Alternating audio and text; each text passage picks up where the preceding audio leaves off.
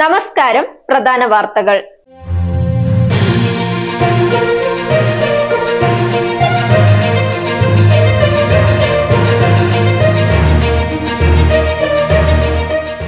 വടകരയിൽ സമാധാന അന്തരീക്ഷം നിലനിർത്താൻ സർവകക്ഷി യോഗത്തിൽ തീരുമാനം.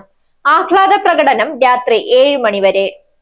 കോട്ടയം നഗരമധ്യത്തിൽ കടകൾ കുത്തിത്തുറന്ന് മോഷണം. മൂന്നാം തവണയും IPL കിരീടം സ്വന്തമാക്കി കൊൽക്കത്ത നൈറ്റ് റൈഡേഴ്സ്.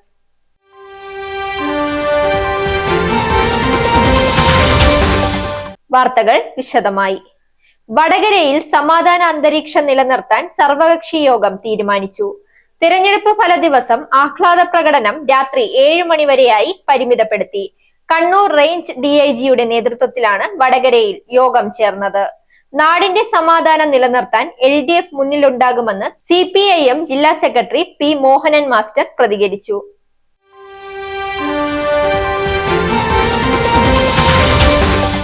കോട്ടയം നഗരമധ്യത്തിൽ കടകൾ കുത്തിത്തുറന്ന് മോഷണം. ജില്ലാ ജനറൽ ആശുപത്രിക്ക് സമീപത്തെ 8 കടകളിലാണ് കള്ളൻ കയറിയത്.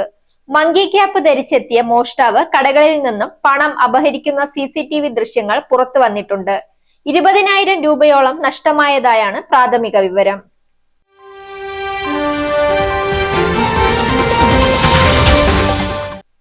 ഇനി കായിക വാർത്ത. മൂന്നാം തവണയും IPL കിരീടം സ്വന്തമാക്കി കൊൽക്കത്ത നൈറ്റ് റൈഡേഴ്സ്.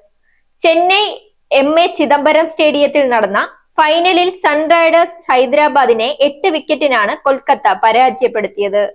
ടോസ് നേടി ബാറ്റിംഗ് തിരഞ്ഞെടുത്ത ഹൈദരാബാദിന് 114 റൺസ് വിജയലക്ഷ്യം മാത്രമാണ് മുന്നോട്ട് വെക്കാനായത്. 18.3 ഓവറിൽ എല്ലാവരും പുറത്തായി.